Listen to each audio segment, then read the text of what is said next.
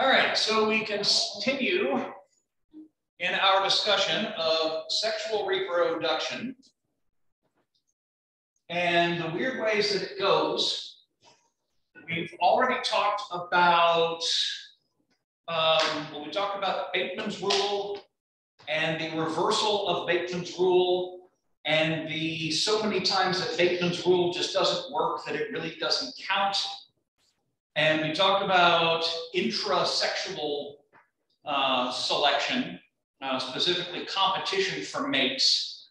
And in males, this can take some rather astonishing forms, like sperm competition. Incidentally, there is at least one snail where it has been claimed, although I'm not sure if this has been followed up, that males produce two different types of sperm cells. Sperm that are meant to fertilize an egg, and hunter-killer sperm that are meant to seek out and destroy the sperm of other males, which makes it kind of interesting. I'm getting this mental image of something like, you know, at mating season inside of the female, we've got the hunt for red sperm-tober going on. You know, hunter-killer sperm seeking out other sperm, and I don't know, it's weird.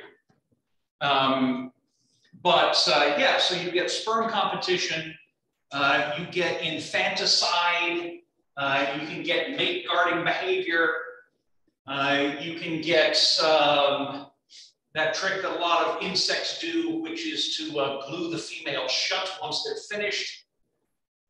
You can even get males that will chemically manipulate the female to avoid other males, even if the chemicals are ultimately poisonous to her. And again, a lot of this is pretty surreal and horrifying if you look at it through the lens of human behavior. And yeah, if you're prone to do that, do not under any circumstances look up duck sex. Okay, the sex life of the mallard duck is absolutely horrifying. You will get several males all trying to simultaneously mate with a female that doesn't want any of them. It's violent. Sometimes she drowns because she's got 4 sex-crazed males on top of her that are all trying to mate simultaneously, and they don't care that they're pushing her into the water and drowning her. There was even a noted case where this is actually very convenient. There was a researcher at a museum in the Netherlands, happened to be close to a big glass window, and a male duck crashed into the window, and another male duck came along and promptly raped the corpse for an hour. Only leaving because after an hour, somebody finally went outside and the second male duck flew off. Yeah, do not ever look at duck sex. You will absolutely hate Donald and all of his nephews if you do. But don't look at animal behavior like that through a human lens. Ducks, as horrible as it sounds, are doing what has been adaptive for them in the past, and our job is to try to figure out what might make something like that adaptive.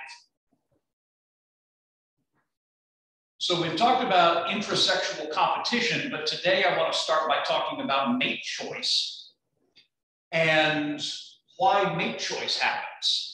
You know, why do female cardinals prefer to mate with the males that are the reddest?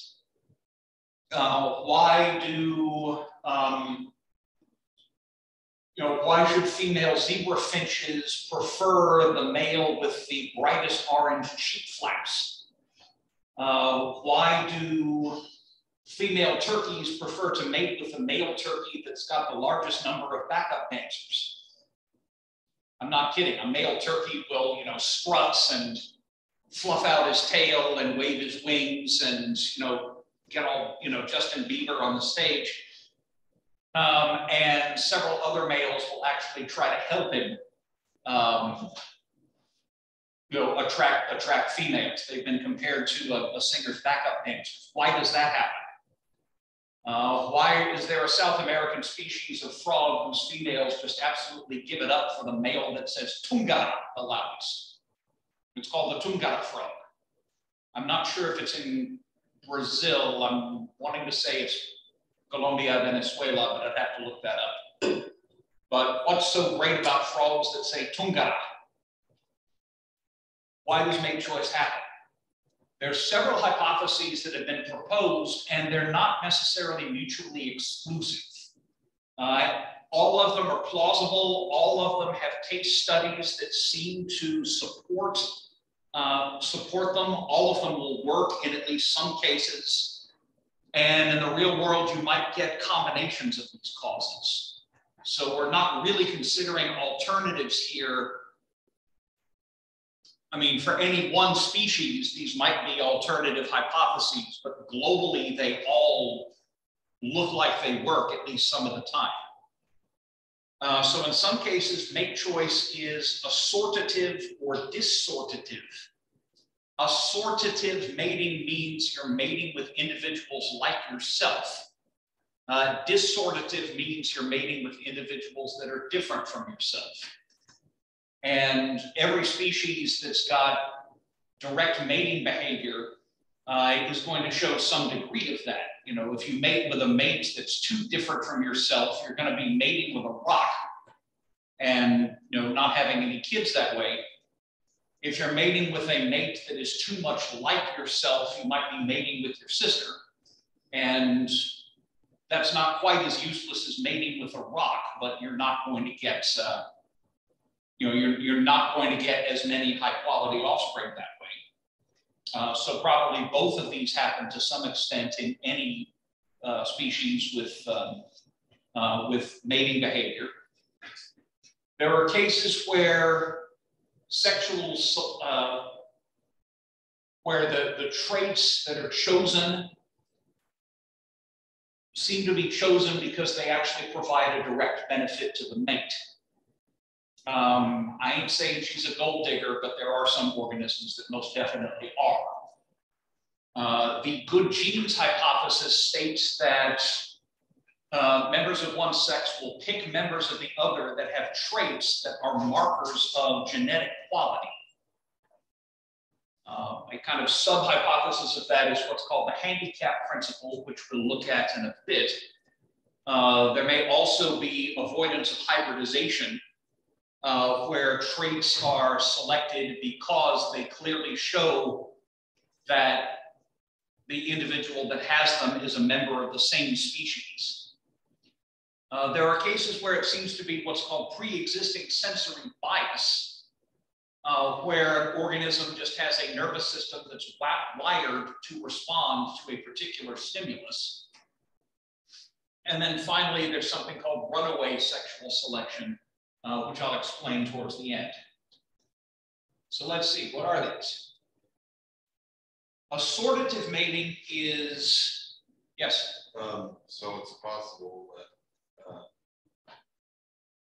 like all the species on Earth have like different priorities for sexual selection. Some of these hypotheses fall in. Right. Like, for example, I mentioned hybridization avoidance, where you mate with, where you select mates based on traits that show you they belong to your species and not any other species. The best known cases of that are cases where you have multiple closely related species living in the same place.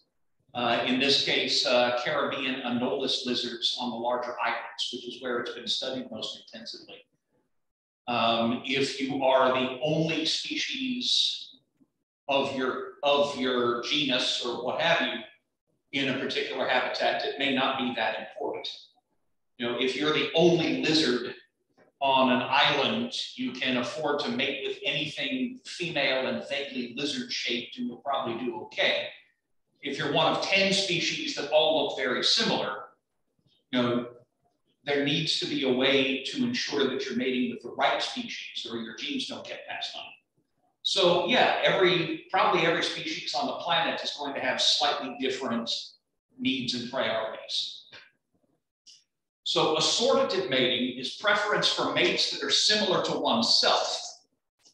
And as I mentioned, selection favors mating within one's own species, because if you choose mates that are not in your species, you are not going to pass on your genes. So every species that does selective mating is probably going to have some mechanism to ensure that whoever they're mating with is a member of their own species. They will have some sort of attraction to potential mates that are like themselves.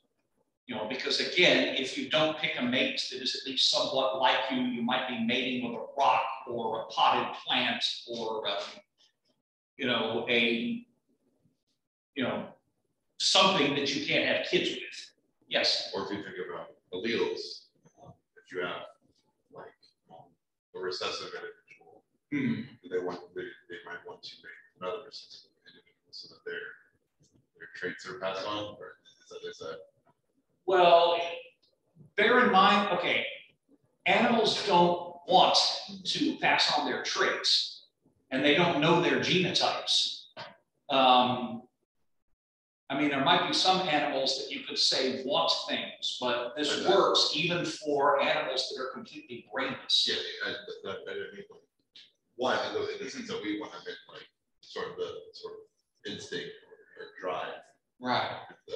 For the selection. Yeah, it could be. I mean, if the allele, okay, that's getting close to something that I'm going to have to talk about next week. But if the allele confers a trait and also confers attraction to others with that trait at the same time, that would work. That's a case of what Richard Dawkins calls the green beard effect, but I'll introduce that later. Disortative mating, also called negative assortative mating, is preference for mates that are different from you. One possible example of this is inbreeding avoidance. If you have genes that predispose you to mate with your close relatives, right, you are likely, odds are, to have more defective offspring, and those genes are less likely to get passed on. If you have genes that influence you in such a way that you prefer mates that are not your close relatives, those alleles are likelier to get passed on over time. So it's fairly common to see mechanisms of inbreeding avoidance. For unknown reasons, disortative mating actually seems to be less common than assortative mating, for reasons that last I looked were not well understood. But here's an example of assortative mating. And in this case, it's not so much that individuals are trying to mate like with like, but males prefer larger females. All males prefer large females. And the reason seems to be that the bigger the female, the more eggs she can lay. So if you're a male with genes that influence you to prefer large females, you will end up having more offspring and leaving more copies of those genes than if you're a male that prefers tiny females. So all males prefer large females, but large males can beat up the small males.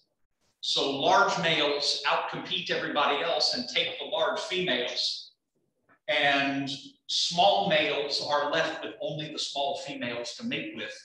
And so you get this pretty good linear correlation between male size and female size. So that is assortative mating, and in this case, it results from the fact that all males have this preference, but the large males are the ones that are able to, make it work. So that's one case of assortative mating. These guys, lots of studies have been done on these amazing butterflies in the Amazon basin in the genus Heliconius, because A, they're beautiful, B, there's a lot of species, C, some of them mimic each other. So you have lots of species, but many of them are very hard to tell apart. and they can hybridize, and they're just a beautiful example of all the crazy things evolution can get up to. I don't know if you've got these in actual, like downtown Rio de Janeiro, but yeah, they're up in the Amazon basin. And these are two species that are capable of hybridizing, Heliconius eratosyrvia and Heliconius hemera. And yes, you may have learned that a species is defined by not being able to hybridize with other species. And I'll tell you right now, it ain't nearly that simple. We have lots of instances of populations that are mostly separate species, but occasionally they can hybridize, but they mostly don't, but kind of. And populations that are mostly the same species, but kind of not, but sort of, but in a sense, yes, and in another sense, no. There's a lot of ambiguity when it comes to really trying to pin down what species are. And that's actually what we would expect on a world where evolution is taking place.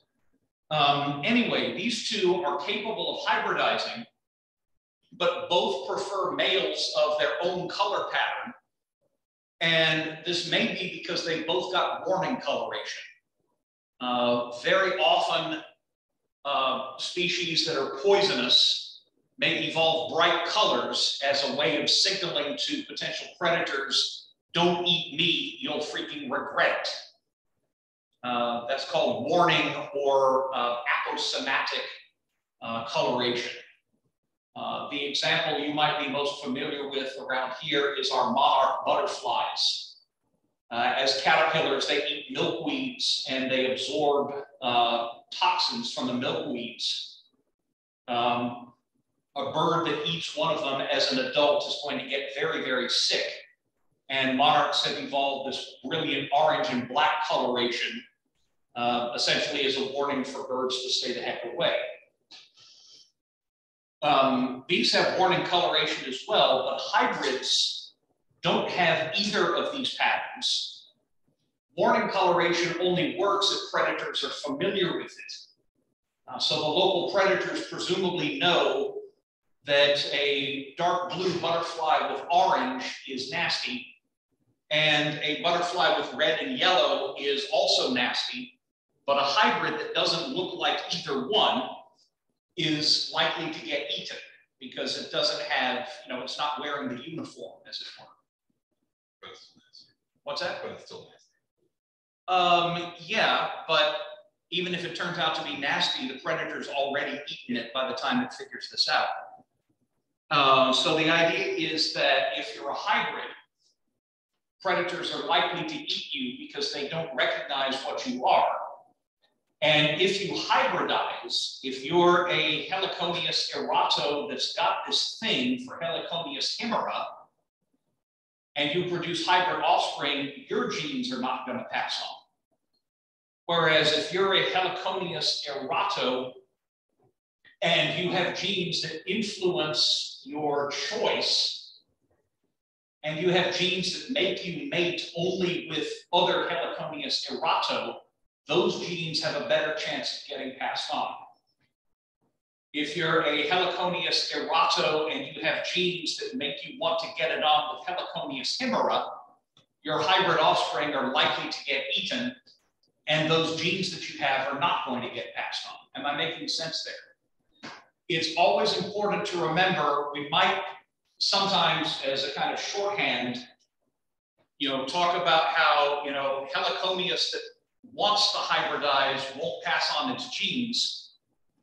And it's important to not anthropomorphize this too much. These are butterflies. They're beautiful. They can't really think in the sense that we are. They're not saying, Heliconius erato is not saying, ooh, yeah, look at the Heliconius hemera that just walked in. She's really hot, but no, I better not make a move on her because then my offspring would be hybrids. Butterflies are not thinking this through. You can explain everything in these mindless terms where the butterflies are simply doing what their genes predispose them to do. Okay, you with me there? Another case of assortative mating is the European corn borer moth. There's two phenotypes that don't look different. The difference is in the blends of pheromones that they produce. Moths have extremely sensitive senses of smell, and a lot of mate recognition and mate choice is done not on the basis of looks, as in those butterflies, but on the basis of scent. And E moths tend to mate with E's. Z moths tend to be attracted to other Z's. And EZ hybrids are rare, even though last I checked, they were not at any kind of survival disadvantage. So this is a case of assortative mating, but we don't fully understand why it's there. And one of the things to remember that these moths are a great example of it, that to fully understand sexual selection, you've got to understand the sensory system of the organisms that you're studying, because what might look important to us who have very well-developed color vision may not be important in the life of a species whose primary sense is smell or sound or something else like that.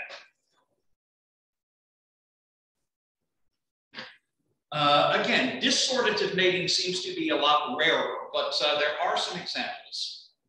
White-throated sparrows have two different color morphs. On the left is a white striped, and on the right is a brown striped.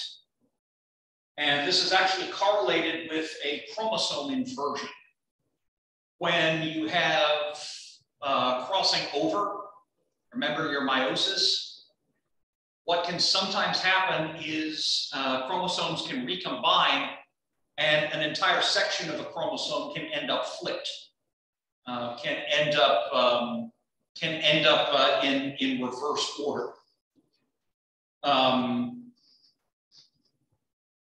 And you can actually see that if you look at the white-throated chromosomes. The chromosome on the left has its centromere close to the middle, but the other chromosomes have their centromere closer to one of the edges. So you can tell there's something different about chromosome 2. And for some reason, as many as 98% of matings are between different color morphs. White-striped sparrows prefer very strongly to mate with brown-striped sparrows, and vice versa. The reason seems to be that the color morphs are also different in their behavior. White morphs are more promiscuous, they're more aggressive. Both sparrows prefer to mate with the tan morphs, but the white morphs outcompete the tan morphs. So it's a little bit, it's kind of the opposite of that Caribbean root weevil case. Remember I said both sexes prefer to mate with large females. Sorry, all males prefer to mate with large females, but the large males are best able to outcompete their rivals. Here's the same thing with an opposite effect. All sparrows prefer to mate with tan mates, but in this case, it's the unlike mates, the white striped sparrows, that outcompete their rivals and get the tan mates. Also, homozygous whites seem to show reduced fitness because they end up homozygous for a lot of alleles. So in that case, if you're a white sparrow and you marry a white striped sparrow, you're likelier to have fewer offspring on average than if you're a white striped sparrow and you marry a tan striped sparrow. Okay, is that reasonably clear, sort of? Okay, good case of dissortative mating. There are cases where the traits that mates select are traits that provide a direct benefit. This is a hanging fly. Hanging flies are in the insects order Macoptera. We do get them around here. I don't know much about them, but we have these guys in Arkansas. They are predatory insects. And when it is time for, when it is time for the hanging flies to be knocking boots, or whatever what is a good current slang term for having sex? Knocking boots is kind of old. I need a new one. Okay, all right. When it is time for two hanging flies to Netflix and chill, the male, if you're going to Netflix and chill, it can be nice if somebody brings drinks or snacks. And the male brings over a dead insect that he's captured, because hanging flies are predators. And he will present the female of his choice with a nice, tasty, dead insect. Kind of the equivalent of a box of chocolates here. If she accepts it, which she may or may not do, they'll copulate. Copulation lasts up to 20 minutes, and as they're copulating, the female will eat the insect. Yeah. Now, why is this selected for?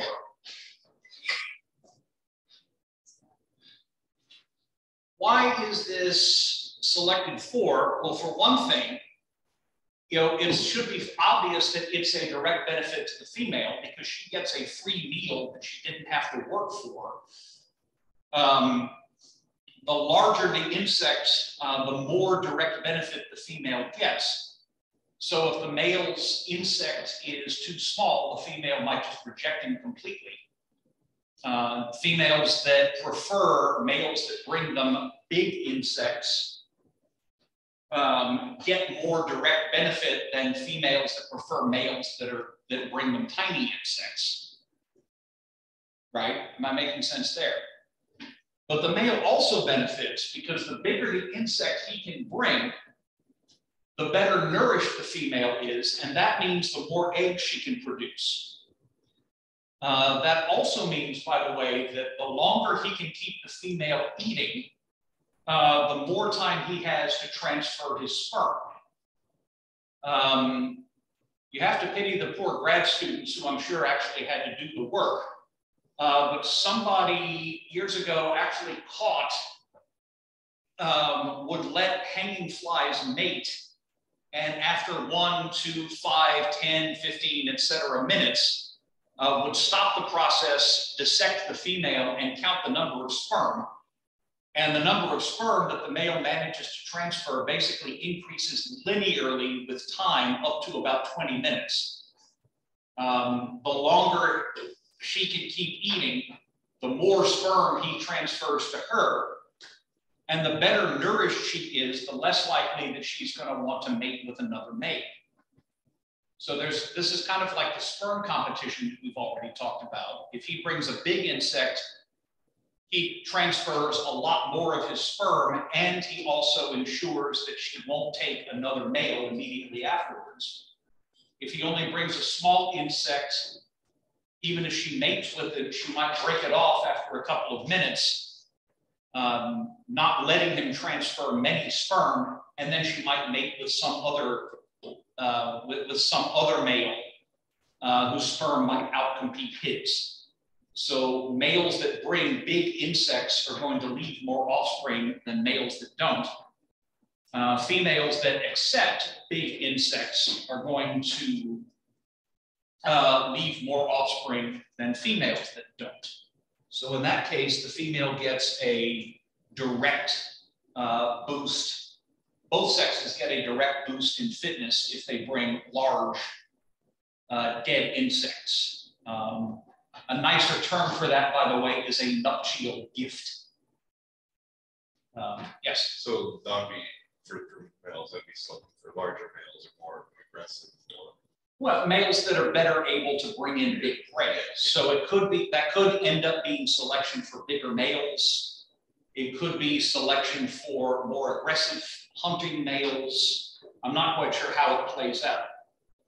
But yeah, the immediate target of selection is males that can bring in big insects. Apparently, if 20 minutes is up, the male has transferred all the sperm that he can at one time. If the female is still eating, the male might take it away from her and fly off to find another female.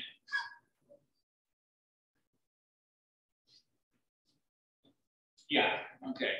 Not something you probably should do on occasions for Netflix and chill. But again, don't judge this by human standards. Good genes hypothesis has been looked at a lot in the case of these little fish that are found on both the Atlantic and the Pacific coast of North America. They can tolerate salt water, but there's many populations in coastal streams and lakes. And they've got rather complicated behavior. This is the three-spine stickleback, Gasterosteus aculeatus. You can see why it's called that. They've got thin spines sticking up out of the back in addition to just the regular dorsal fin. And that's a male, and you may notice that he's kind of a silvery gray on most of his body, but he's got red on his belly. And a 2001 study showed that the degree of redness of a male stickleback was inversely correlated with his offspring's parasite load. Male sticklebacks build nests on the bottom of the lake or stream that they're in, and then they display for females and try to attract them with a swimming behavior called the head standing dance, where they'll basically dip their heads down, stick their tails up, and twerk like crazy, basically showing off their bright red bellies. You know, if a female stickleback is showing off his bright red bellies, it's kind of like a date showing off his fat wallet. And if the female accepts, females like males with bright red bellies, and if she accepts, she'll swim down, they'll lay eggs, and then he will actually take care of them until they hatch and go off on their own. Sticklebacks can be pretty aggressive and scrappy with the fish, but they are good dads. And it turns out that the redder a male stickleback is, the fewer parasites that stickleback's offspring tended to have. Bright red males had offspring with few parasites. Drab males had offspring with more parasites. Incidentally, this is a parasite that forms discolored swellings on the skin, so it was easy to count parasites just from the outside. And there's the data. You can see that the brightest red males had, in some cases, offspring in which none were infected by this tapeworm, whereas the most drab males had, in one case, 100% of that male's offspring ended up infected by a tapeworm. So what's going on here is not direct benefit. The females aren't directly evaluating, hey, that one means that my kids are not going to get tapeworms. You know, I'll go over there and, you know, give them my number, so call me maybe. What's going on is that females that prefer red are likelier to have offspring that don't get tapeworms and therefore are healthier and likelier to survive and likelier to breed themselves. Females that prefer drab males are likelier to have offspring that get infected and that aren't as healthy and maybe don't get to reproduce. So there is something about a red belly. It's not the red that is scaring off the tapeworms. Tapeworms are essentially blind. You know, they live their entire lives in darkness, so it's not that tapeworms hate red, but there's something about having a red belly that must indicate a mate of good quality. There's something about having a red belly that is correlated with having good genes, genes that make you resistant to tapeworm infection, and that make your offspring also resistant to tapeworm infection. And this is actually not the only case this has happened. bright coloration, especially red and yellow, has been linked with low parasite levels in several species of birds and fish. Red and yellow pigments in nature are usually a class called carotenoids.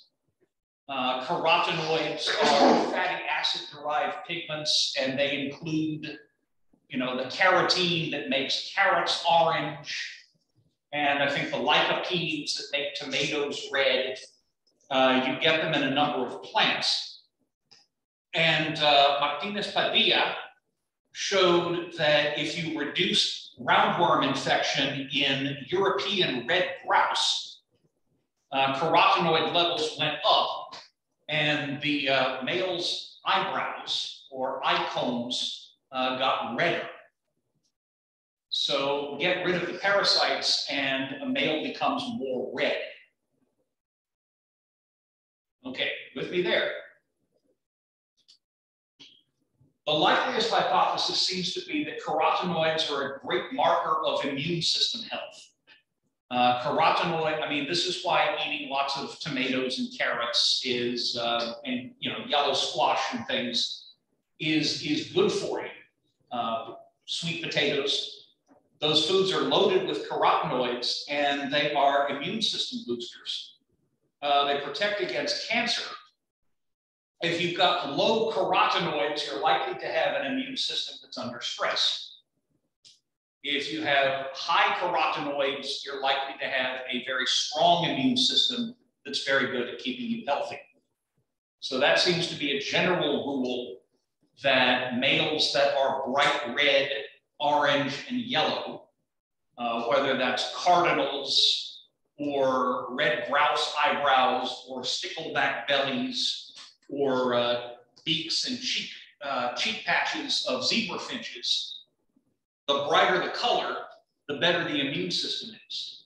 And something about that quality of the immune system is the kind of thing that can be inherited. So if you mate with a bright male, you're likely to have healthier offspring than if you mate with a drab male. Yes? So you're saying that instead of injecting yourself with ivermectin, what we really should have done was inject yourself with carrot juice to prevent choking. I don't know about injecting it. You could probably have just drunk a lot of carrot juice. I can't prove it would have helped, but it would not have been as harmful as ivermectin, which is actually quite dangerous if you don't get the dosage right. You know, you can poison yourself with ivermectin. It would be really, really hard to poison yourself with carrot juice, although there have been cases, of parents who are on these weird vegetarian diets who feed their kids so much food with carotenoids in it that their skin can turn orange. Yeah, if you feed somebody on nothing but huge amounts of carrots for weeks, the excess carotenoids will start building up in the skin. Yeah, I'm not kidding, the person turns orange. But yeah, even I don't know if that would actually help against COVID, but yeah, ivermectin actually poisoned and I think even killed some people who took too much. I was joking. Okay, I know, but yeah, so next time we get the plague, hey, try drinking lots of carrot juice and see if you get the monkeypox. It might help. My sister she had something on her skin, so she actually had to get ivermectin during COVID. And she said she has never been so embarrassed in her life, walking into the pharmacy and having to order. Because the pharmacist all assume another one. Right. It's like, I promise I have an allergy. Well, we had politicians pointing out that the scientists who discovered ivermectin won a Nobel Prize for it, to which my response is, yeah, so did the guy who invented the lobotomy. What's your point? Who I think was Portuguese. I think his name was Vargas. Yeah, he's the guy who invented the prefrontal lobotomy. You know, treating mental illness by severing some nerve tracts in your brain. Right. Related to good genes is something called the handicap principle, worked out by an Israeli biologist named Amos Zahavi, studying the behavior of a very interesting bird called the Arabian babbler. And he pointed out that a lot of the traits that are the target of choice that mates would choose look like they would be survival disadvantages. You know, female peacocks love to mate with the male with the biggest and most impressive tail. And so the male will, you know, periodically spread that tail out to its full extent and shake it. The ladies love it. But first of all, this must take a huge amount of energy to build. I mean, remember that feathers are made out of protein. So it's a big investment of metabolic energy. And you'd think it would make it a definite disadvantage if you have to get away from a predator, because you're dragging along this enormous tail. You know, the females can get away because they've got relatively short tails. But, you know, you would think that a male that went around shaking this thing was going to be more visible and less able to escape. And males with tails like this are all going to get eaten. Now, we have seen that can happen in those studies on guppies that I mentioned yesterday, I think, where in the presence of predators, guppy populations got less colorful, even though females preferred more colorful mates. In that situation, you know, color was being selected against because it's a handicap. So why is it that so many traits that females seem to love are handicaps? And according to Zahavi's hypothesis, if a male has this disadvantage, but he still survives, he must have very good genes otherwise. The way I always explain it is like this. Imagine that I go to Razorback Stadium on game day, and I dress myself in the orange and white colors of the University of Tennessee. And I paint every exposed area of my skin orange and white. And I start slowly walking through the Razorback tailgating area, singing Rocky Top. Okay, I don't know that's technically the fight song, but it's kind of the theme song of, you know, Tennessee volunteer football. Okay, with me there. If I survive, what does that say about me?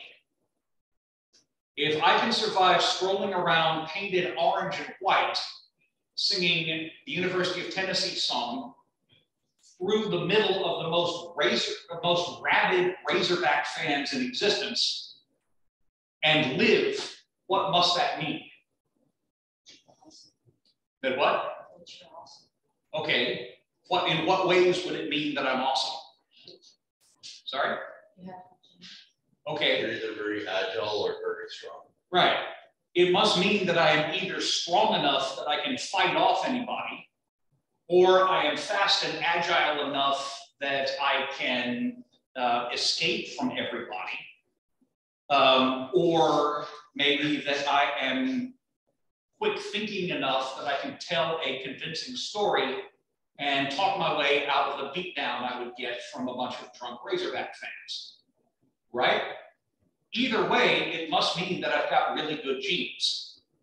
That I've got genes for either great strength, so I can beat up everybody or intimidate everyone, or genes for good muscle performance, which means I can outrun everybody, or genes for smart, so that I can outthink everybody and, you know, talk myself out of getting the beat down that I would otherwise get.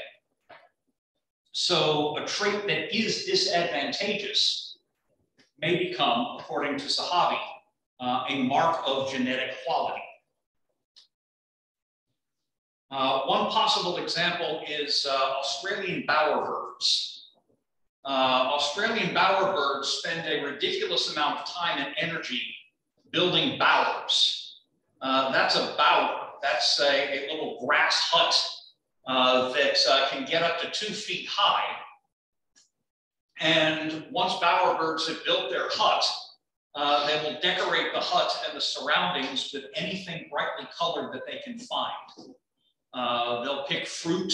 You can see some big piles of red and blue fruits. They'll pick up shiny stones. If humans have been around, they'll pick up silvery gum wrappers and things like that. There are cases of bowerbirds trying to steal scientist camera lenses because they look shiny. And they will spend a huge amount of time building these bowers and decorating them with the most gaudy objects they can find in the Australian rainforest. And females mate with males with the most attractive bowers.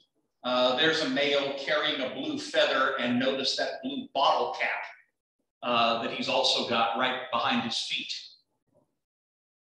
And females mate with males that have the gaudiest bowers. And this is still being studied, but it is at least a plausible example of the handicap principle. Any male that can waste that much energy on doing something so utterly pointless and still have enough energy to go out and find food and all of the other things that he needs to live is likely to be a high quality mate. I don't want to get too much into relating this to human behavior because, like Björk said, there is definitely no logic to human behavior. Sorry, cool song by this Icelandic singer and Björk back in the early 90s. Where was I? Yeah, I don't want to get too much into interpreting human behavior through this lens, but it's similar to a theory of conspicuous consumption, where people with huge amount of resources display some of them in seemingly wasteful ways. What is the point in having a solid gold toilet? Well, none. When cheap but sturdy porcelain will work perfectly well for exactly the same purpose, but it sends the message that I am so wealthy I can spend a stupid amount of money on something utterly freaking useless and still be richer than you. So it's a signal being sent of, in this case, supposedly good financial quality. The fact that I have so much money, I can waste it on something ridiculous. Something similar would be going on here, although again, don't draw the parallels too closely. But bowerbirds that can build extravagant and brilliant bowers presumably have good genes because they've got the energy to do all of that and get through life. Let me see, how am I doing on time? Okay, I'll tell you what, I'll talk about hybridization avoidance and then we can take a break. I used to get a lot of these guys in my backyard growing up in South Louisiana, and they do get into at least South Arkansas. This is the American anole, Anolis carolinensis, and that's a male, and he is inflating his dewlap. His dewlap is that pouch at his throat, and you'll notice that it's bright red with white scales on it. And as I used to see them do all the time, the male is not just inflating his dewlap, he's going to do this kind of push-up dance where he rapidly nods his head up and down. He will inflate his dewlap and go, I can't really do it, but this is what he'll do. And Anolis, there are over 350 species of lizards in the genus Anolis in the Caribbean, in Central America. I don't know how far south they go, so I don't know if they get into Brazil. Though I know they get us down to Trinidad and Tobago and maybe into northern Venezuela. How far, again, I don't know if they cross the equator. But they're a beautiful case of species formation on islands in the Caribbean. I haven't talked about speciation yet, let's just say that if the beagle had been ordered to explore the Caribbean, Darwin would have written basically the same book, except instead of talking about Darwin's finches, we'd be talking about Darwin's lizards. Because you have, every island has different species of Anolis on it. Different species of Anolis are adapted to different habitats. You'll have some that are specialized to live in treetops, and some that are specialized to live on tree trunks, and some that are specialized to live on the ground. But you still may have multiple species of Anolis living in pretty much the same habitat. Here's two of the Caribbean species displaying to females with that dewlap, the colored throat pouch, and the head bobbing movements. And these two species, Anolis sagrii on the left, sagrii, by the way, has recently been introduced to Florida and South Louisiana, and it's out competing the native North American Anolis carolinensis. My sister, when she was in lockdown during the COVID pandemic, actually started befriending the lizards in her backyard. She lives in New Orleans, and I think it's what kept her sane. Just watching the behavior and feeding them. And, she got to where they would come when she called. The first Anolis that she befriended, she named them all. One of them she named Fluffy. She actually set up a Facebook account for, I think, Fluffy, the world's cutest porch dragon is what it's called. Yeah, if you do a Facebook search on Fluffy, the world's cutest lizard, I'll give it to you later. But yeah, she posted a lot of pictures of both green and brown anoles in her backyard. It was the lockdown. People were coping out as best as they could. Anyway, that's the brown anole, sagrii on the left. That's the species that's been introduced.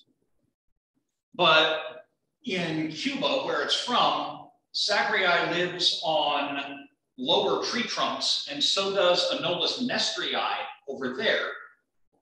So members of those two species are likely to come into contact. And think, if you are a sagrii and you mate with a nestrii, you're not likely to have offspring because in this case, the hybrids are sterile. If you're a sagrii and mate with a sagrii, you're likely to have offspring, right? Yes? So what selection has favored in this case is males that can very clearly signal what species they are.